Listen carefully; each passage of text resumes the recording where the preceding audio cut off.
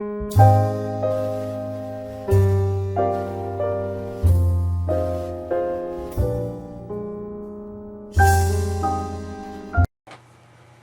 everyone, it's Goddess Lily and welcome back to my channel.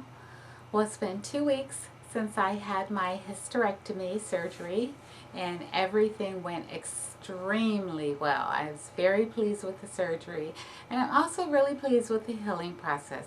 I'm healing very well. I'm up walking around. I'm actually walking on the treadmill and just keeping my energy up. I'm still on pain pills. I'm still wearing this big old abdominal brace. I'll show you what it looks like. They call it a binder, and that's just to help you get up and sit down. And as long as I have it on, I'm very mobile. I can move around really good. I'm able to start driving now. They said I can drive after 2 weeks. So the 2-week mark was Thursday, and I went to my 2-week appointment. So before I get into all the specifics, I want to say thank you to each and every one of you that had me in your prayers. I really felt the prayers during my surgery and during my recovery. They kept me in the hospital for 5 days, which I thought was extremely long, but the doctor didn't want to release me until he had my pathology report in hand and going over all the specifics of what's going on with me. So by the title, you can see that I did have some ovarian cancer and that I am going to be going through chemotherapy. So first of all, they diagnosed me with stage 2 ovarian cancer. They were able to completely remove all of it. And I pretty much was in late stage 1, early stage 2. The pathology report came back with a lot of negatives. I mean, all negatives. They tested 7 areas of the surrounding tissues and even took fluid from my lymph nodes. Everything was negative. There's no spread of cancer. It was totally contained to all the organs that was removed. So that is good.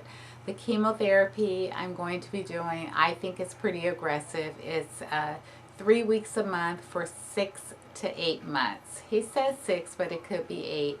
They test your blood throughout your whole chemo, and they assign me to a dietitian, and that's a good thing because I did lose some weight. I started out at 141 and now I weigh 137, so not that much, but I'm eating back to normal. I did have a lot of nausea where I had to constantly take a nausea pill every time I ate. And that was in the hospital nonstop just to keep my food from coming up. And that was because of the medication that they had me on. They had a epidural in my back for the pain, and they had me on Cipro, which is a very strong, antibiotic. And then they had the pain medication, which was going in my back, and I forget what that was. I think it was I want to say it was Percocet or something like that. But they sent me home with nausea pills and not antibiotics, but pain pills. So I'm almost weaning myself off of the pain medication because I really don't need it, but I feel really good when I take it. So I've been only taking one a day. And the nausea pills, I did have to take one this morning, and it does make you a little bit drowsy when you take it. It just depends. Some days I don't have to take it. It just depends on how my system is processing food. But if I feel a little diarrhea, if I have a little diarrhea the night before, then I definitely will take one that morning, and it'll clear it up. So the nausea pills is something that I think that I know that I will be on throughout my whole chemo journey. I can't really talk about chemotherapy. I have no idea what it's about. I got this big, thick package of stuff to read, but everybody's journey is different. My doctor's office is a really progressive chemotherapy center. They have their own chemotherapy suite within the doctor's office on the same floor. So They took me to the room. I counted 8 chairs, and at the time that I went in the room, there were about 6 people in there having chemo already. They were just doing their own thing, knitting, earphones on, some sleeping. There was one laying in the bed, so I think that was pretty a new person, because she told me for my very first time, I would probably sleep through it, because they will give me an aggressive dosage of I forget what it's called, but whatever it is going to make me sleep. It's not a sleeping pill. It's a something that Benadryl for allergic reactions. So more twice the normal. They're going to give me that, and it's going to make me drowsy. So I probably want to lay down through my whole chemo. So the first time they said will be 3 to 4 hours because of what I'm taking, what they're giving me, and then the second time will be 2 to 3. So I'm getting because I guess all my cancer is gone. I'm getting like not a combination of 2 things at once. I'm getting one thing each time. So, which I think they said I probably will have maybe nausea for that day, but then the next day, if I work, I can go to work, you know, I can go jogging. I should be able to you know, go back to my normal schedule. But we'll see. I'll report on the chemo after I have it. But what I want to show you was my photos. So this first one is my uterus and my cervix. And that one fallopian tube, I believe, is on the left side. Let's see, does it go on this way? Well, I think it's on the right side, because actually I had an ectopic pregnancy. I only had one fallopian tube, so maybe that's, so anyway, that's my uterus. It's a little protruded. There was cancer spots, so you can, if you can see the black spots on it, that's the cancer, those black spots. So you can see a few black spots on my uterus and my cervix.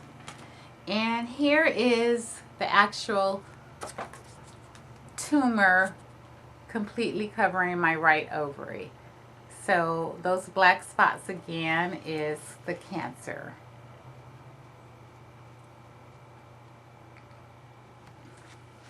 Pretty gross, huh?